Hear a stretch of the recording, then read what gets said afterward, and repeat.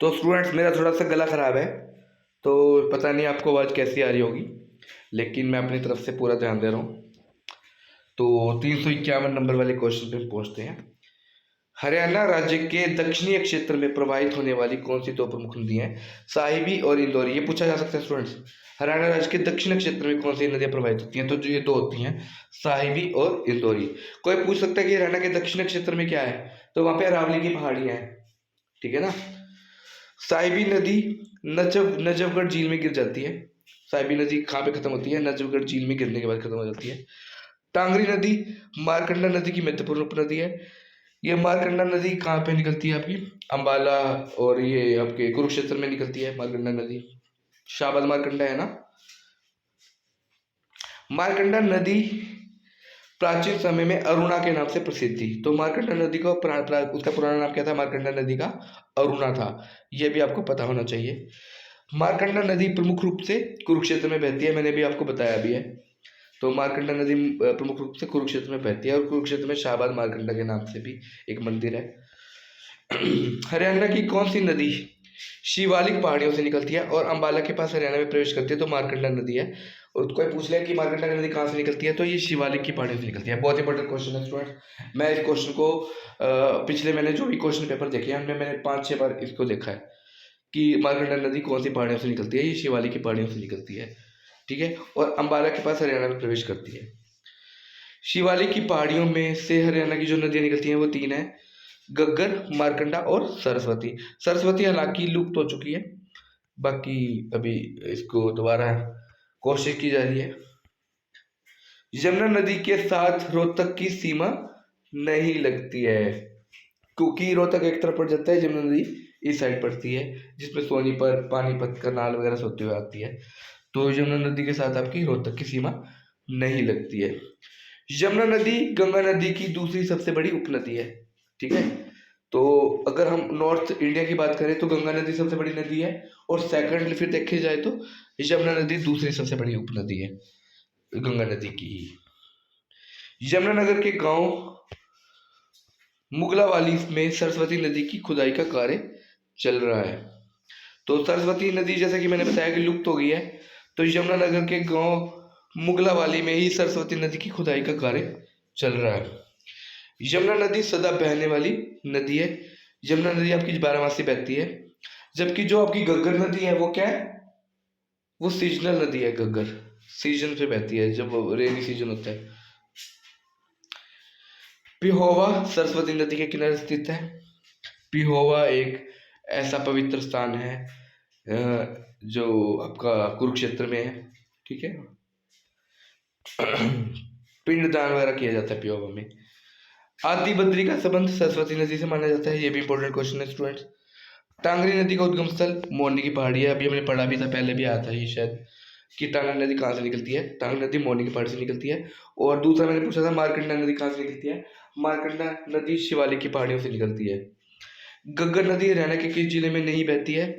तो गग्गर देखो हमारी कहानी बहती है, भिवानी में नहीं बहती है, क्योंकि गग्गर जिले गग्गर जो नदी है वो हिसार, सिरसा, फतेहाबाद से होती हुई आती है, ठीक है। वहाँ पे हमारा ओटू बिराज है, ओटू बिराज से पास होके आती है ये, लेकिन इसलिए ये भिवानी में नहीं बहती आपकी। जुलाई से सितंबर के मध्य दक्षिणी पश्चिमी मानसूनी पवनों द्वारा हरियाणा में वर्षा होती है। तो हरियाणा में वर्षा कौन सी पवनें करती हैं? दक्षिणी पश्चिमी मानसूनी पवनें करती हैं। और ये वर्षा कहाँ पे होती है हरियाणा में?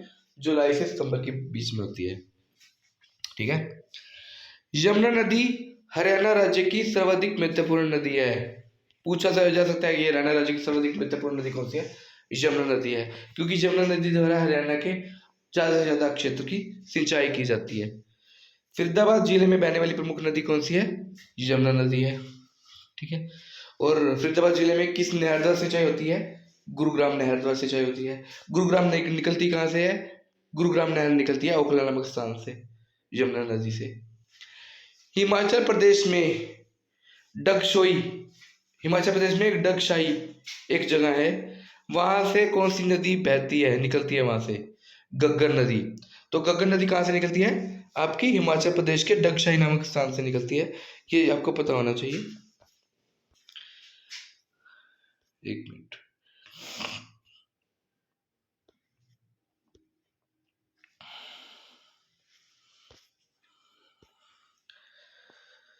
तो हिमाचल प्रदेश में डगशाई से उद्धत होने वाली कौन सी नदी हरियाणा में बहती है? घग्गर नदी जो है हिमाचल प्रदेश के डगशाई से निकलती है। और मारकंडा नदी कहाँ से निकलती है? शिवालिक की पहाड़ियों से निकलती है। हरियाणा में वर्षा का वार्षिक औसत कितना है? 45 सेंटीमीटर है। हरियाणा की गणना न्यून वर्षा वाले राज्यों में की जाती है। तो यहाँ पे कोई ज़्यादा वर्षा नहीं होती है हरियाणा में, कम वर्षा ही होती है। तो इसकी न्यून वर्षा वाले राज्यों में ही इसकी गणना की जाती है। हालांकि सूखा नहीं पड़ता हरियाणा में, इतना कह सकते हो, इतनी वर्षा हो जाती है, लेकिन कम ही होती है वर्षा। पश्चिमी विक्षोभ के कारण हरियाणा में शीत ऋतु में वर्षा होती है। तो जब वेस्टर्न डिस्टर्बेंसेज आ जाती हैं तो शीत ऋतु में भी हरियाणा में वर्षा हो जाती है। हरियाणा के दक्षिण पश्चिम भाग में सबसे कम वर्षा होती है। जो हमारा दक्षिण पश्चिम भाग है वहाँ पे सबसे कम वर्षा होती है। जो वाला एरिया है ना आपका, सिरसा, महेंद्रगढ़ वगैरह, वहाँ पे सबसे कम वर्षा होती है। रानी तालाब, पांडु पिंडारा, रामसराय, ये जींद में है। कई बार ऐसे पूछ लेते हैं कि रानी तालाब कहाँ पर है, तो रानी तालाब हमारा जींद में है। पांडु पिंडारा जींद में है। पांडु पिंडारा वो स्थान है जहाँ पे पांडवों ने मतलब पिंडदान किया था। रामसराय ये भी जींद में है। हरियाणा में महाद्वीपीय जलवायु है, क्योंकि हरियाणा में आसपास कहीं भी समुद्र नहीं है, समुद्र से ये काफी दूर है। तो यहाँ पे जो जलवायु है वो महाद्वीपीय जलवायु है। संगमरमर मुख्यतः महेंद्रगढ़ में पाया जाता है। तो महेंद्रगढ़ एक ऐसा जिला है हरियाणा का जो खनिजों के लिए महत्वपूर्ण है। तो खनिज रिसोर्सेज काफी है महेंद्रगढ़ में। तो संगमरमर मुख्यतः महेंद्रगढ़ में पाया जाता है। स्लेट पत्थर भी महेंद्रगढ़ में पाया जाता है। कॉपर महेंद्रगढ़ में पाया जाता है। अगला क्वेश्चन है 377 नंबर पे कि कॉपर कहाँ पे है, तो कॉपर भी महेंद्रगढ़ में पाया जाता है। जिला भिवानी के गांव निगाना कला, दुल्हेड़ी, रिवासा में ग्रेनाइट नामक पत्थर मिलता है। तो ये पूछा जा सकता है ग्रेनाइट नमक पत्थर कहाँ मिलता है, ग्रेनाइट कहाँ पे मिलता है? तो ये भिवानी के गांव है, निगाना कला है, दुल्हेड़ी है, रिवासा है, इन जगहों से आपका ग्रेनाइट नामक पत्थर मिलता है। प्रदेश की जलवायु किस प्रकार की है? उपोष्ण कटिबंधीय शुष्क महाद्वीपीय जलवायु है। तो महाद्वीपीय तो मैंने बताया था कि महाद्वीपीय समुद्र से दूर है, शुष्क है, सूखी जलवायु है, ठीक है ना। हरियाणा का सबसे शुष्क क्षेत्र महेंद्रगढ़ है। सूखा क्षेत्र है महेंद्रगढ़, यहाँ पे सबसे कम वर्षा होती है, तो इसको सूखा क्षेत्र भी कहा जाता है। महेंद्रगढ़ रेतीला इलाका है। हरियाणा के उत्तर पूर्व भाग में सर्वाधिक वर्षा होती है, क्योंकि वहाँ पे शिवालिक की पहाड़ियाँ हैं और शिवालिक की पहाड़ियों के वहाँ पे वर्षा ज्यादा होती है। हरियाणा के उत्तर पूर्व भाग में सर्वाधिक वर्षा होती है और दक्षिण पश्चिम भाग में सबसे कम वर्षा होती है। शीत ऋतु में हरियाणा का शिवालिक क्षेत्र सर्वाधिक ठंडा होता है, क्योंकि पहाड़ियाँ हैं, तो पहाड़ियों के कारण पहाड़ियाँ तो ठंडी होती ही हैं। तो शिवालिक क्षेत्र हरियाणा का सबसे ठंडा रहता है। मतलब अब उस साइड कौन सा आपका एक जिला है, पंचकुला पड़ जाता है। तो पंचकुला वगैरह अम्बाला जो जितने पास पड़ते हैं उतने वो ज़्यादा सर्वाधिक ठंडे रहते हैं। शिवालिक वाला क्षेत्र में नहीं ठंडा रहता है। वैसे अगर कहा जाए तो जो हरियाणा का हिसार है वो रेतीला इलाका है, वो सबसे गर्म भी रहता है गर्मियों में और सर्दियों में सबसे ठंडा भी रहता है हिसार। एक जैसी जलवायु शिवालिक श्रेणियों के निकटवर्ती क्षेत्र के 72 किलोमीटर चौड़ी पट्टी में पाई जाती है। तो अगर शिवालिक श्रेणियों की बात करें तो उसके आसपास 72 किलोमीटर चौड़ी पट्टी तक सेम जलवायु रहती है। हरियाणा की जलवायु उपोष्ण कटिबंधीय शुष्क महाद्वीपीय है, जिसका कारण है समुद्र से दूरी। ये मैंने अभी आपको बताया था। तो हरियाणा की जो जलवायु है उसका मुख्य कारण यही है कि समुद्र से दूरी है। हरियाणा समाचार पत्र झज्जर से प्रकाशित होता था। पंडित दीनदयाल शर्मा इसके संचालक थे। ये इंपॉर्टेंट क्वेश्चन है। दीनदयाल शर्मा कौन से समाचार पत्र निकालते थे? एक हरियाणा और एक रिफायाम। तो झज्जर से प्रकाशित होता था क्योंकि दीनदयाल शर्मा झज्जर के ही थे। मई जून सर्वाधिक गर्म महीने होते हैं हरियाणा में। हरियाणा के दक्षिण पश्चिमी भाग में ग्रीष्मकालीन लू नामक गर्म एवं शुष्क हवाएं चलती हैं। तो हरियाणा में जो गर्मियों में हवाएं चलती हैं उनको लू बोलते हैं। शीतकाल में हरियाणा का औसत तापमान 12 डिग्री सेंटीग्रेड रहता है। सर्दियों में हरियाणा का जो औसत टेम्परेचर है वो 12 डिग्री रहता है, 12 डिग्री सेल्सियस। हरियाणा की जलवायु है आर्द्र तथा आर्द्र मरुस्थलीय के बीच की जलवायु। महात्मा गांधी मोहम्मद अली तथा शौकत अली के साथ रोहतक कब आए थे? तो वो 8 अक्टूबर 1920 को आए थे, ठीक है। मोहम्मद अली और शौकत अली के साथ। इनको हम अली भाई भी बोल देते हैं कि महात्मा गांधी अली भाइयों के साथ कब आए थे रोहतक में? तो 8 अक्टूबर 1920 को आए थे। तो गांधी जी को पहली बार हरियाणा में गिरफ्तार कब किया गया था? तो उनको पलवल रेलवे स्टेशन में गिरफ्तार किया गया था पहली बार। 391 नंबर, पंडित रामबज दत्त की अध्यक्षता में सम्मेलन का रोहतक में आयोजन कब हुआ था, जिसमें गांधी जी ने असहयोग आंदोलन के कार्य रूप देने का निर्णय लिया था? तो नवंबर 1920 में पंडित रामबज दत्त ने एक सम्मेलन रखा था, उसका आयोजन किया था रोहतक में, और उसमें गांधी जी ने पहली बार असहयोग आंदोलन को कार्य रूप देने का निर्णय लिया था। लाला लाजपत राय हरियाणा में असहयोग आंदोलन के प्रमुख नेता थे। तो हरियाणा में असहयोग आंदोलन के प्रमुख नेता कौन थे? लाला लाजपत राय थे। लाला लाजपत राय की कार्यस्थल कौन था? कार्यस्थली कौन सी थी? हिसार। वो हिसार से थे, तो उनकी कार्यस्थली हिसार थी। 1919 में रोलेट एक्ट का विरोध हरियाणा में सर्वप्रथम अंबाला में हुआ। तो 1919 में अंग्रेज एक कानून लेके आए थे, रोलेट एक्ट, जिसमें वो किसी को भी जबरदस्ती जेल में डाल सकते थे। तो इसका जो विरोध किया गया वो हरियाणा में सर्वप्रथम अंबाला में हुआ। 394 नंबर, 1911 में स्वामी श्रद्धानंद ने कुरुक्षेत्र में गुरुकुल की स्थापना की थी। तो कुरुक्षेत्र में गुरुकुल की स्थापना किसने की थी? स्वामी श्रद्धानंद ने की थी। और ये कब की थी? 1911 में। इंपॉर्टेंट क्वेश्चन है। 395 नंबर, शिवाजी नामक पत्र हिसार से निकलता था। तो हिसार से एक और पत्र निकलता है, शिवाजी नामक पत्र। ये पत्र भी याद कर लेना कि कौन सा पत्र कहाँ से निकलता था। तो शिवाजी नामक पत्र आपका हिसार से निकलता था।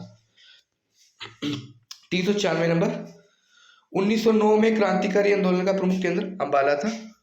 ठीक है, तो अंबाला ही प्रमुख केंद्र रहा है मोस्टली क्रांतिकारी आंदोलनों का। तो 1909 में भी जो क्रांतिकारी आंदोलन हुआ था उसका प्रमुख केंद्र भी अंबाला था।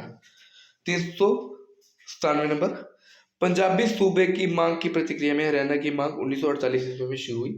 1947 में हमारा देश आजाद हुआ था। तो 1948 में पंजाबी सूबे ने अब अलग अपने एक अलग मतलब क्षेत्रवाद की मांग रखी लैंग्वेज के ऊपर।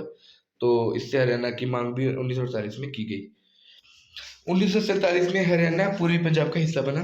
तो जैसे आज़ादी मिली थी 1947 में, तो हरियाणा पूर्वी पंजाब का हिस्सा बन गया था, लेकिन 1948 में अलग हरियाणा बनाने की मांग उठी थी। पंजाब विधानसभा के चुनाव 1947 में हुए। देश आजाद होने के बाद पंजाब विधानसभा के चुनाव हुए थे।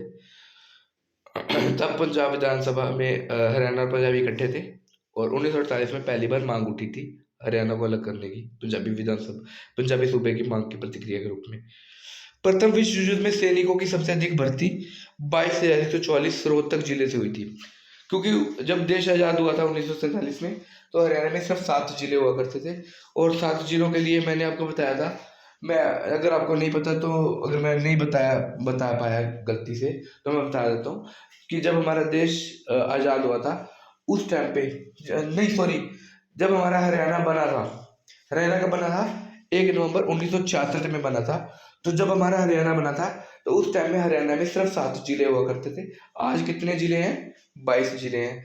तो इन 7 जिलों को याद करने का तरीका क्या है? आप लिखो घर, GHAR, घर, जेके मीन्स जम्मू कश्मीर, घर जेके में, GHAR घर, जेके में। तो घर, जी से गुरुग्राम, H से हिसार, A से अंबाला, R से रोहतक, कितने हो गए? 4 हो गए। J से जींद, K से करनाल, और M से महेंद्रगढ़। तो ये 7 जिले हुआ करते थे जब हमारा हरियाणा बना था। हरियाणा बना था 1 नवंबर 1966 में। और किस अशोक की मतलब सिफारिश से बना था? जो JC शाह अशोक की सिफारिश से बना था, क्योंकि उन्होंने सीमा निर्धारित की थी, सीमा का पुनर्गठन किया था, पंजाब पुनर्गठन किया था कि पंजाब को कितने जिले मिलेंगे, हरियाणा को कितने जिले मिलेंगे, इनकी सीमा क्या होगी। तो वो JC शाह अशोक ने किया था। और हरियाणा बना किसकी सिफारिश पर था? तो सरदार हुकम सिंह की सिफारिश पर बना था। उन्होंने सबसे पहले ये सिफारिश रखी थी हरियाणा पंजाब को अलग करने की, सरदार हुकम सिंह ने। ठीक है स्टूडेंट्स, तो आज के लिए काफ़ी है। तो ध्यान रखना अपना, और मेहरबानी है आपसे कि मेरे वीडियोस को शेयर करते रहना, सब्सक्राइब करवाते रहना अपने फ्रेंड्स वगैरह से। तो धन्यवाद।